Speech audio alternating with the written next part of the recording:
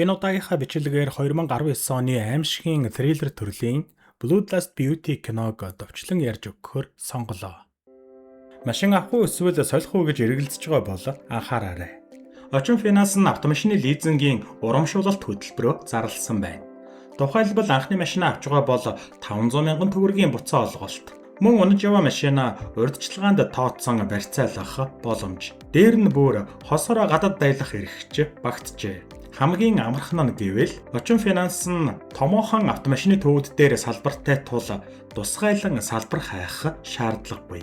Автомашинаа сонгоод тухайн барьчлаасаа мэдээлэл авч ердөө 30 минутын дотор лизингийн шийдвэрээ гаргуулах боломжтой байна. Зээлийн лавлах 75 18 18. Мариам бүсгүй нөхөр Ройгийн хажууд суугаад бизнесийн хамтрагчтайгаа утсаар ярьж байлаа. Энэ үед Рой маш их бухимдсан бололтой Мариамтай зөв бусаар харьцаж, Мариам түүний зан авирт маш их дургуутж байгаа нь илт байв. Энэ хооронд өнөөдөр шилжин ирж буй зураач Юуда шинэ байшингийнхаа хаягийг асуун гэртээ ирээд зураг зурж эхэлсэн ч юу зурхаа ойлгохгүй. Үүнээсээ болж бухимдана. Дараа нь тэр цонхороо харахад улаан даашинцтай Мариам маш үцэглэнтэй харагдав. Улмаар Юуда түүнд татагдаж араалсан даглаа. Харин Рой дээрэмчдийн толгойлогч хүмүүст мөнгө зээлдэг өвжий дээр очих ба өвжий мөнгөө буцааж өгөхгүй л бол тамлан зовоож бүр амьд нь хүрдэг нэгэн гэдэг нь тодорхой болно. Рой бас өвжийд мөнгө буцааж өгөх ёстой байсан ч мөнгө буцааж өгөхийн оронд Рой өвжигээс дахин мөнгө зээлхийг хүсч тэдний сонирхлыг нь татах төсөл дээр ажиллаж байгаа ба тэр төсөл дуусмагц бүх мөнгөө буцааж өгөх болно гэв. Үүнийг нь өвжий зөвшөөрч боссынхоо мөнгийг түүнд өгөөд мөнгө хугацаанд нь буцааж өгөх ёстойг нь сануулan айлгана.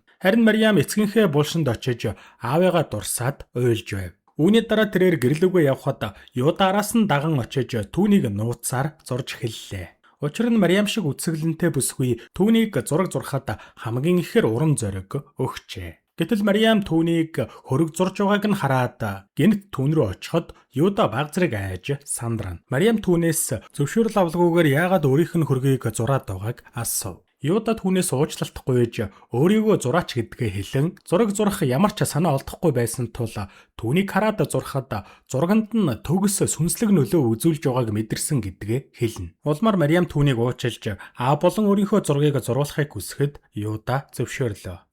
Мариам түүнд энэ тохиролцооныхоо талаар нөхрөөсөө асуух хэрэгтэй гэхэд Юуда Мариамыг гэрлээгүй байж магадгүй гэж бодж байсан тул баг зэрэг харамсан. Оройн Рой гэртээ буцаж ирэхэд Мариам түүнээс зураг зурулах зөвшөөрөл хүсэхэд Рой гэрт нь аль хэдийн мөнгөний асуудал үүссэн гэдгийг түүнийг мэдэж байгааг нь санууллаа. Мариам нөхөртөө зураач зураг зурахын тулд ямар ч мөнгө авахгүй гэж хэлснээр Рой зөвшөөрөв. Маргааш нь Мариам Юудагийн гэрт очиж түүнд аавынхаа хагас зургийг өгч өөрийг нь болон аавыг нь маш сайхан зурхыг хүснэ. Улмаар Юуда түүнд сайн зураг зурхад хэдэн өдөр шаардагдана гэж хэлв. Үүний дараа Мариам сайн зураг зурулахын тулд өдөр бүр Юудатай маш их цагийг өнгөрөөсөөр. Нэг өдөр Рой гэрлүүгээ залгаж Мариамыг асуухад үйлчлэгч нь Мариам зураач дээр зураг зурулахаар очсон гэдгийг хэлнэ. Үүнийг сонсон Рой Мариамыг өөрийг нь хуурч байна хэмээн сэжиглэж эхлэв. Тэгээд Рой гэрлүүгээ явах гэж байтал өвжигийн хүмүүс ирж түүнийг дагуулan авч явлаа. Өвжи Ройг мөнгө буцааж өгөхийг хүсэхэд Рой хамтрагч руугаа залгаан төслийн талаар асуухад хамтрагч нь төсөл цуцлагдсан. Мөн найзууд нь цагдаад баригдсан гэдгийг хэлнэ. Үүнийг сонсоод Рой зочиртолтонд орох ба түүний царайг нь харсан өвжи Ройг мөнгө буцааж өгөх боломжгүй болсон гэдгийг нь ойлгов. Өвжи маш их уурлаж Ройын хурууг нь даслах гэж байтал Рой өвжийг зогсоож байшингаа зараад мөнгөө буцааж өгнө гэлээ. Гэхдээ энд нэг асуудал байгаа нь энэ байшин Мариамын нэр дээр байдаг. Тиймээс Рой Мариамыг ятгах ёстой гэхэд үүнийг сонссон өвжи Ройд сүүлчийн боломж олгоно. Зураг зурулж дууссан Мариам хананд зураг өлгөж байхад хэн нэгэн түүнийг ажиглаж байв. Гэнэт Мариам хоолны ширээн дээр нь муурных нь тасарсан толгой байгааг анзаараад хашгирлаа. Түүний хашгирахыг сонссон Юуда Мариамын гэрт нь ирж түүнийг тайвшруулахыг оролдсон боловч үйлчлэгч нь ирэн тэднийг хоёуланг нь хамт байгааг нь харна. Улмаар Мариам нөхөр болон Юуда хоёрын хооронд үл ойлголцол гаргахыг хүсэхгүй байгаа тул Юудаг явахыг хүсэв. Рой гэртээ ирэхэд Мариам түүнд муурныхаа тасарсан толгойн талаар хэлэхэд Рой ч бас цочирдоно. Гэсэн ч Рой энэ боломжийг ашиглан энэ байшин сүнстэй, тиймээс байшинг зарах ёстой гэв. Үүнийг сонссон Мариам энэ байшин аавас минь үлдсэн сүүлчийн зүйл гээд энэ байшинг огт зарахгүй гэдгээ илэрхийлнэ. Рой түүнд өнөөдөр муурны толгойг дасалсан шиг магадгүй маргааш миний толгой хоолны ширээн дээр хэвтэж байх болно гэлээ. Үнэн дээр тэр муурны толгойг өвжигийн хүн дасалсан ба Мариам айж байсан ч байшингаа зарахыг зөвшөөрөхгүй гэдгээ хэлнэ. Арга мухарцсан Рой Мариамд чи тэр зураачтайгаа холбоотой болсон болохоор одоо намайг тоохгүй байна хэмээн уурлаж гэрээсээ гарав. Үүний дараа Рой өвжирээ уцтаж эхнэр нь байшингаа зарахыг зөвшөөрөхгүй байгааг хэлнэ. Үүнийг сонссон өвжи түүнд хэрвээ Мариам нас орвол түүний өмч Ройн нэр дээр нь шилжиж дараа нь байшинг нь амархан зарж болно гэв. Одоо Рой эхнэрээ зураачтай холбоотой болсон гэж итгэсэн болохоор өвжид эхнэрээ алах санал тавилаа. Тэгэд эхнэрийнхээ аллагад зураачийг буруутгахын тулд төлөвлөгөө гаргахыг түүнээс хүсв. Үүний дараа өвжи төлөвлөгөөний дагуу Мариам болон зураач хоёрыг хулгайллаа. Оройн Рой унтах гэж байхдаа Мариамтай өнгөрүүлсэн сайхан мөчүүдээ санаж буруу шийдвэр гаргасан мэт санагдана. Тиймээс тэр өвжирөө уцтаж эхнэрийг нь алах төлөвлөгөөгөө цуцлахыг хүсв. Харин өвжи адгийн амтан байсан болохоор Мариамыг өөрийн хүмүүст хүлээлгэж өгсөний дараа түүний бүх хүмүүс Мариамыг нэг нэгээрээ хүчирхийлж эхлэнэ. Азар Мариамын аав нь түүнд бие хамгаалах арга заасан байсан тул тэрээр боломж гармагц өвжигийн хүмүүсээс мултрахыг оролдов. Үүний зэрэгцээ өвжи Юдаг хүчлэхийг оролдсон ч тэрээр ямар нэгэн байдлаар өөрийгөө чөлөөлж Мариамыг тэндээс зугтахад нь тусаллаа. Гэвч нүгээр нэг хүн түүний гидсэнд хутгалснаас болж Юда хүнд шарах авна. Мариам гүсээр нэгэн гүрэн дээр хурч ирээд эсрэг талаас ирж буй машинаас тусламж гуйж эхлэв. Гэвч тэр машин нь өвжигийнх байсан төдийгүй өвжигийн хүмүүс ирж Мариамыг хутгалан гүрэн дээрээс доош нь шидэх нь тэр. Юда энэ бүхнийг хараад арайхийн цагдаад очиж тэдэнд бүх зүйлийг хэлнэ. Гэвч мөрдөн байцаалтын явцад цагдаа нараа Мариамын цогцыг олоогүй бөгөөд энэ бүхэнд Юдаг буруутгав. Хожим нь Рой гэртээ унтаж байхдаа муурны дуу сонсоод шалгаж үзэхэд бие нь цус болсон Мариамын муурыг олж харна. Рой үүнийг хараад маш их цочирдож дараа нь Мариамын дасарсан толгойг хоолны ширээн дээр байхыг харлаа. Азар энэ нь зүүд байж таарах ба айж сандарсан Рой зүүднээсээ сэрнэ. Үүний дараа тэр эргэж харвал Мариам яг түүний дээр нь зогсож байх ба энэ нь дахиад л хар дарсан зүүд байв. Гэтэл Мариам түүн рүү дайрах ба энэ нь бас л хар дарсан зүүд байж тэр нойрноосоо сэрлээ. Үүнээс хойш хүмүүс гүрэн дээр Мариамын сүнсийг харсан гэх яриа досгонд дарахж эхлэнэ. Одоо Рой Мариамыг нас барсан гэх гэрчилгээ гарахыг хүлээж байгаа бөгөөд ингэснээрээ эд хөрөнгө түүний нэр дээр шилжиж улмаар үнийгээ заран мөнгөө төлөөд өвжигээс салах болно хэмээн тооцоолно. Нэгэн шин Мариам өвжигийн бүлэглэлийн хүнийг урагтан гүүрэн дээр аваачиж алав. 야, 근데 신인행. Hey, Үүний дараа тэрээр өвжигийн бүлгийн бүх хэрчүүдийг нэг нэгээр нь хөнөөж эхэллээ.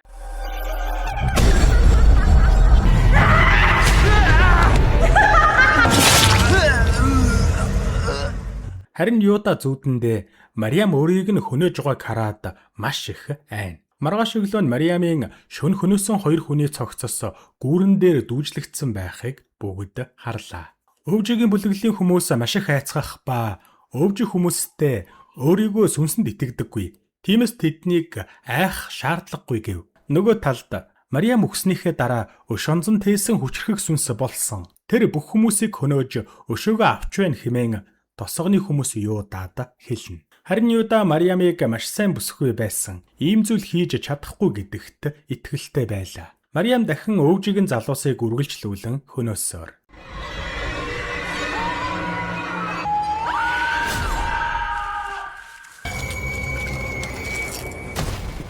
Өвжи гэртээ ирээд хүмүүс их зогцыг хараад ихэд айж эмэх ба өвжигийн сүүлчийн хүн энэ бүхнийг хараад тэндээс зугтаана. Гэсэн ч Мариам түүнийг хөнөөх нь тэр. Өвжид одоо ямар ч арга үлдээгүй тул Юдатай хамт байх юм бол аюулгүй гэж бодоод түүн рүү явлаа. Гэтэл Юда өвжи бол Мариамыг хөнөөсөн дээрэмчингээд түүнийг зодож эхлэнэ. Харин өвжи түүнд Мариамын аллагыг Рой захиалсан. Ингэснээр байшин түүний нэр дээр шилжиж байшинг зарж мөнгө буцааж өгөхөөр тохиролцсон гэдгийг тайлбарлав. Юда үүнийг сонсоод маш их уурлан өвжийг гэртээ түгжээд шууд Ройн гэр рүү явлаа. Юда түүнээс үйлцэн гэмт хэрэгэ хүлээж бурууга хүлэе гэсэн боловч Рой шоронд орохыг хүсэхгүйгээр барахгүй. Гэр ахуйн эд зүйлсээ ийш тийш нь шидэж тусламжгүй хашгирч эхлэх нь тэр. Тэрээр Юдаг Мариамыг алсны дараа одоо өөрийг нь алах гэж байна хэмээн хашгирсаар удалгүй ойр хавийн хүмүүс ирэн Юдаг барьж аваад тэндээс гаргав. Юда тэдэнд Рой Мариам болон өөрийг нь өвжигийн тусламжтай хулгайлж улмаар Мариамыг алуулсан хэмээн тайлбарлахыг оролдсон боловч хинч түүний үгэнд итгэсэнгүй. Юда тэднийг итгүүлэхийн тулд гэртээ дагуулж ирсэн боловч гэртээ ирэхэд гэрийнх нь хаалга онгорхой өвжийг нь цогцос өлгөөтэй байх нь тэр. Хүмбэр Юдад эргэлзэж эхлэхэд тэрээр хэрвээ би түүнийг алсан бол та нарыг гэртээ авчрахгүй байсан шүү дээ гэж тайлбарлана. Хүмүүс Юдагийн үгэнд итгэхгүй байсан тул Юда тэднээс бултаж тэндээс зугтаалаа. Маргааш нь цагдаа нар Ройг хамгаалахаар гэрт нь ирж Юда түн рүү дахин дайрч чадахгүй гэдгийг мэдэгдэнэ. Шөнө Рой Мариамын сүнсэнд автсан тул цагдаа нарт энэ тухайга хэлж тэд Ройн унтлахын өрөөнд очиж шалгахаар болов. Энэ хооронд өвжигийн том боссын хүмүүс ирээд Ройг авч явна. Өвжигийн том боссыг Катан гэдэг. Катан Ройд өвжигийн түнд өгсөн мөнгө өөрийнх нь байсан. Одоо өвжи өгсөн болохоор Рой мөнгийг түнд өгөх ёстой. Хэрвээ өгөхгүй бол ээж эгчийг нь ална гэж сүрдүүлв. Дараа нь Рой Мариамын сүнсийг зайлуулахын тулд номлогчтой хамт гүүрэн дээр очлоо. Номлогч тарин уншиж эхэлсний дараа Мариамын сүнс гүүрэн дээр гарч ирдэгч номлогчийн тарин түүний сүнсэнд огтхонч нөлөөлсөнгүй. Улмаар номлогч энэ сүнс маш хүчтэй юм байна гэж хэлээд тэндээс зугтав. Үүний дараа босс Катаны залуусын нэг Мариамыг буутсан ч сүнс хутгаараа түүний хоолойг нь хэрчиж хөнөөх нь тэр.